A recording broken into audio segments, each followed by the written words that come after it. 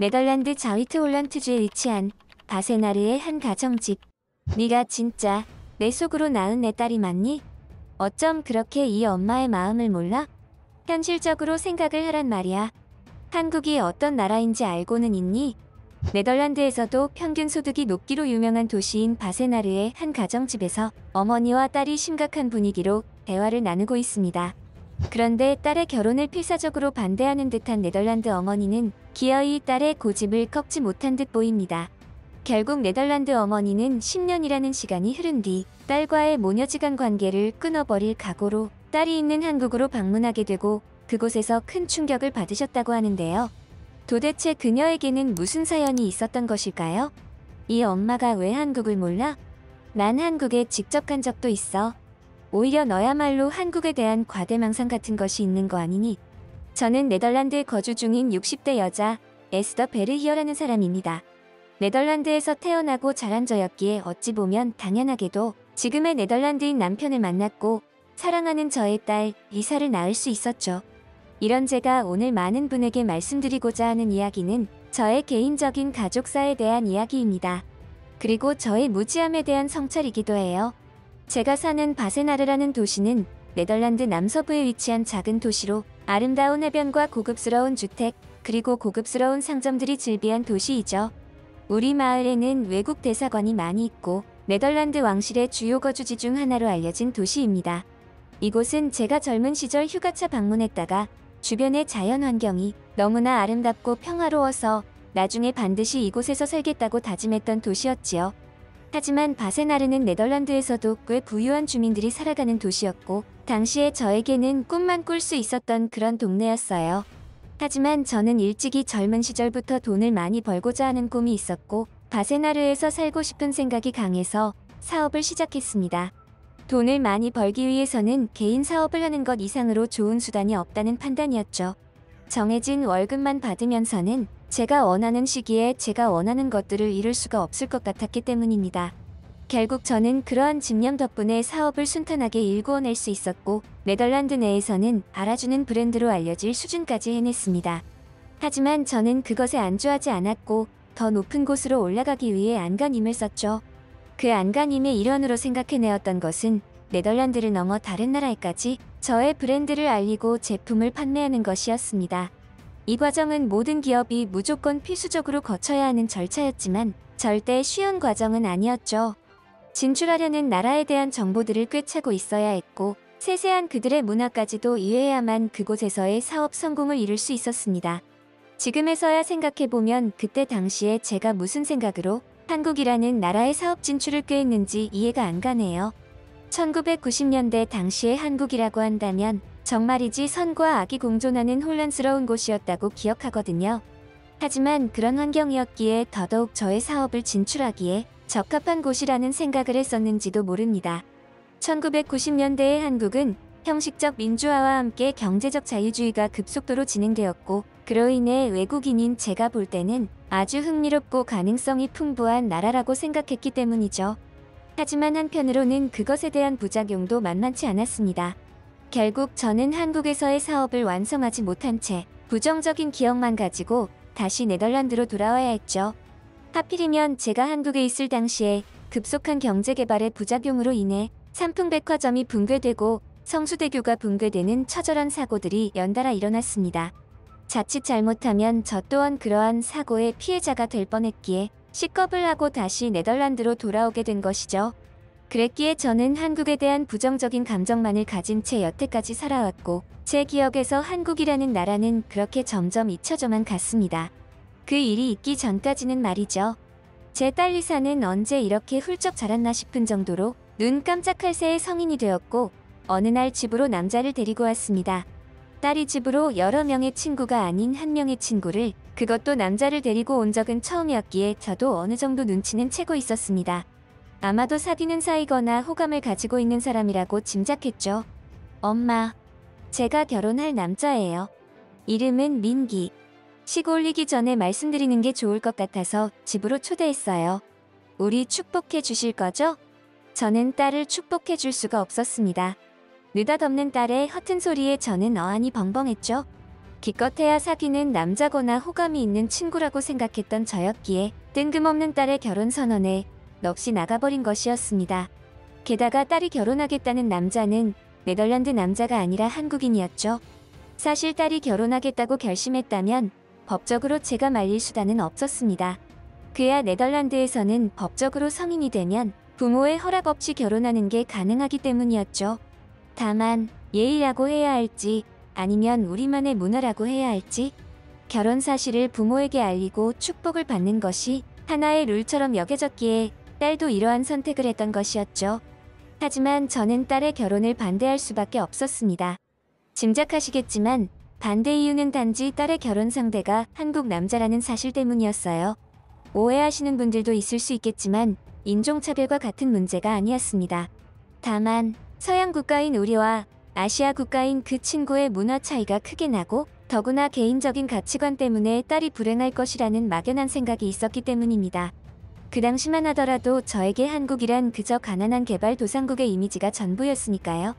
물론 가끔 한국이 선진국의 지위를 얻었다는 소식은 접했지만 불과 제가 30년 전 방문했던 한국의 기억이 아직 너무나 강력하게 자리 잡고 있어서 그런 소식들이 저에게 한국의 이미지를 통째로 바꾸기에는 역부족이었던 것이죠. 그날 저는 딸과 처음으로 언성을 높이며 말다툼했습니다. 늘 조곤조곤한 저와 딸 사이의 대화와는 확연하게 차이가 나는 상황이었어요. 네가 진짜 내 속으로 낳은 내 딸이 맞니? 어쩜 그렇게 이 엄마의 마음을 몰라? 현실적으로 생각을 하란 말이야. 한국이 어떤 나라인지 알고는 있니? 내가 한국에서 어떤 경험을 했는지 충분히 말해줬던 것 같은데 이러는 이유가 뭐니? 지금 생각을 바꾸지 않는다면 넌 절대 행복할 수 없어. 저의 이러한 완강한 모습에도 불구하고 딸은 오히려 저보다도 더욱 강경하게 대응했습니다. 도대체 언제적 이야기를 하시는 거예요? 30년 전이랑 지금은 완전히 다르다고요. 엄마는 사업하셨다는 분이 그렇게 세계 정세 돌아가는 걸 모르세요? 게다가 저는 엄마와 가치관이 다르다고요. 제 인생에 있어서 돈이 전부가 아니에요. 엄마에게 축복 같은 거 바라지 않을 테니 방해나 하지 말아주세요. 제 선택에 제가 책임질 수 있게 해달라고요. 저 정도까지 말하는 걸 보면 딸은 완전히 마음을 굳힌 상태로 보였습니다. 더 이상의 대화는 감정 소모밖에 되지 않을 것 같아서 우리의 대화는 그쯤에서 서먹하게 마무리가 되었죠. 딸은 돈이 전부가 아니라고 말하지만 제 생각은 달랐습니다. 기본적으로 자본주의 삶을 살아가기 위해서는 제일 먼저 돈을 우선시해야 그 이후에 평온한 삶을 살 수 있다는 것이 제 생각이었죠. 그런 부분에서 본다면 제 딸은 앞으로 불행한 인생을 살게 될 것이 뻔했기에 최대한 이 결혼을 막고 싶었습니다. 이러니 저러니 해도 이사는 하나뿐인 저의 소중한 딸이었으니까요. 그래서 저는 딸아이 몰래 한국인 친구를 만났죠. 만남의 목적은 당연하게도 제 딸과의 결혼을 취소하고 헤어져 달라고 회유하고 종용하기 위해서였습니다. 지금에서야 생각해본다면 참으로 무례하기 짝이 없는 행동이었죠. 하지만 그때는 그저 딸의 행복만을 바라고 있던 시기여서 눈에 뵈는 게 없는 지경이었기에 가능한 행동이었습니다. 어머님, 죄송하지만 그 부탁은 들어드릴 수가 없습니다. 리사와 저도 엄연히 성인이고 그런 선택을 할 수 있는 자유가 있다고 생각합니다. 어머님이 어떤 걱정을 하고 있으신지는 알겠지만 단언컨대 어머님은 지금 크게 착각하고 있는 부분들이 있습니다. 시간이 지나면 어머님도 리사와 저의 진심을 알게 되실 거라고 생각합니다. 그때까지 저희가 잘 사는 모습, 행동으로 보여드리겠습니다. 지켜봐 주세요. 확실히 한국인 청년은 딱 보기에도 영특하고 많이 배운 티가 팍팍 났습니다. 분명히 영리한 친구기는 했지만 그럼에도 저의 걱정은 사그라지지 않았죠. 역시나 이 청년도 딸과의 사이에 진심인 것 같았고 더 이상의 설득이나 회유는 소용이 없었습니다. 이날 처음으로 한국인 청년에게 호감이라는 감정을 느꼈습니다. 딸에 대해 진심으로 대하는 마음은 부모인 제가 받아들이기에 너무나 아름답게 다가왔거든요. 그래서 한편으로는 제가 너무 사람을 물질적으로만 판단하고 생각하는 것은 아닐까 하는 자책도 했죠. 한국인 청년 민기를 만난 이후로 제 생각은 조금씩 변하기 시작했습니다. 결국 저는 딸의 결혼을 축복해 주기로 했죠. 이러나 저러나 둘은 결혼을 물릴 생각이 전혀 없었기에 이러다가 괜히 딸과의 사이만 나빠지게 되겠구나 하는 생각이 강했기 때문이었습니다. 그래서 선심 쓰듯 이들의 결혼을 축하하기 위해 다시 한번 자리를 마련했지만 저는 그날 큰 충격에 휩싸이고 말았죠. 엄마, 저 이 사람이랑 결혼하면 당분간 한국에서 지내려고 해요. 아실지는 모르겠지만 한국에는 의무적으로 군대에 가야 하는 법이 있어서 더 늦추지 않고 이참에 빨리 가는 게 낫겠다 싶어서요.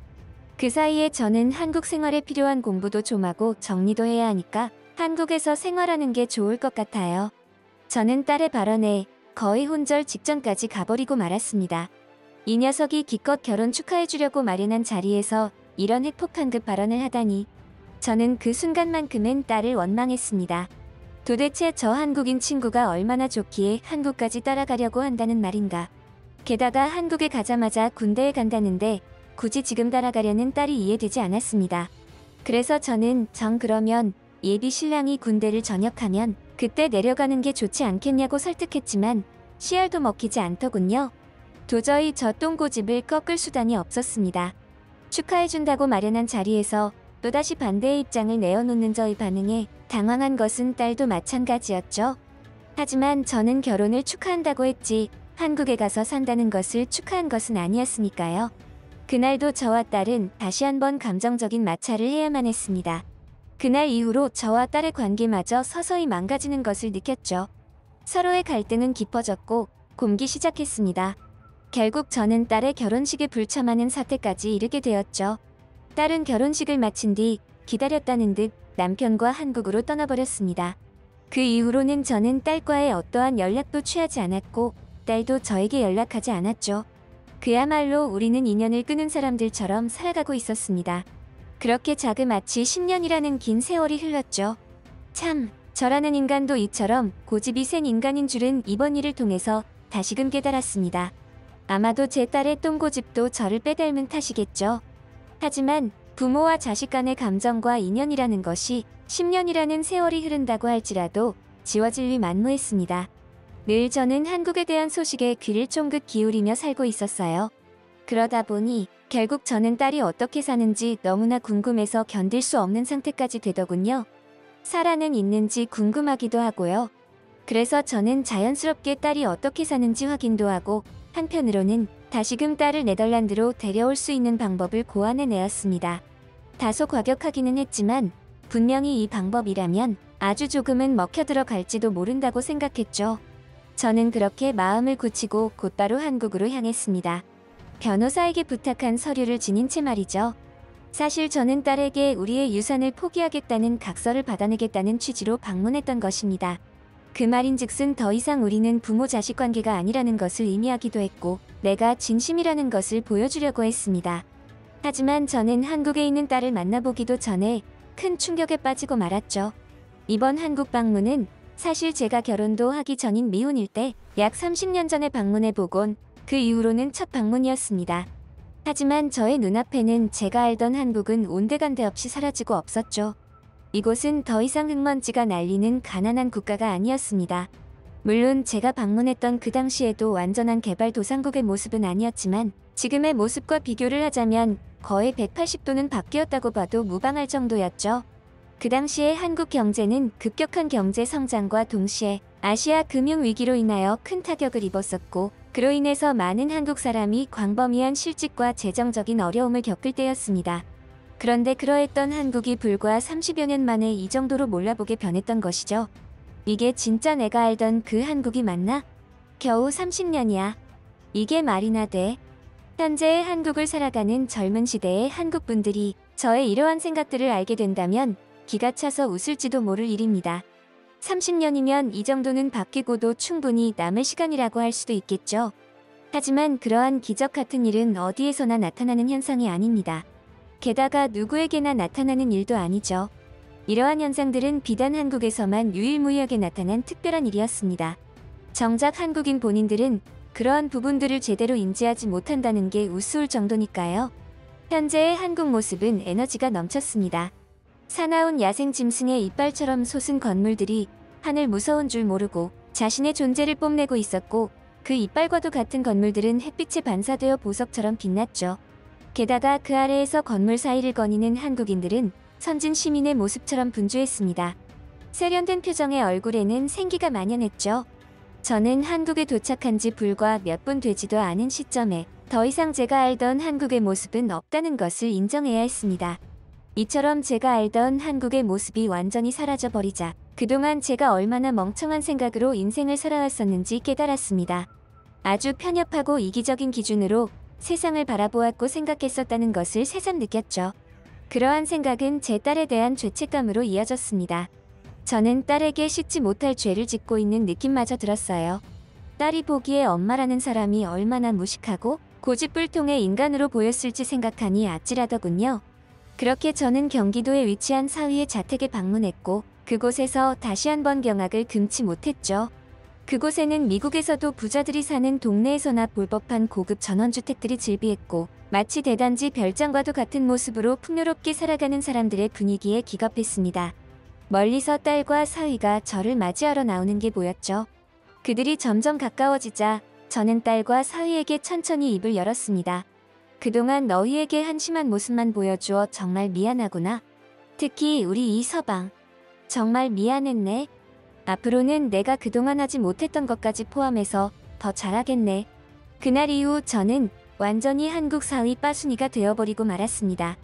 누가 보면 미친 사람이라고 생각이 될 정도로 10년 전의 저와 지금의 저는 완전히 다른 사람이었으니까요.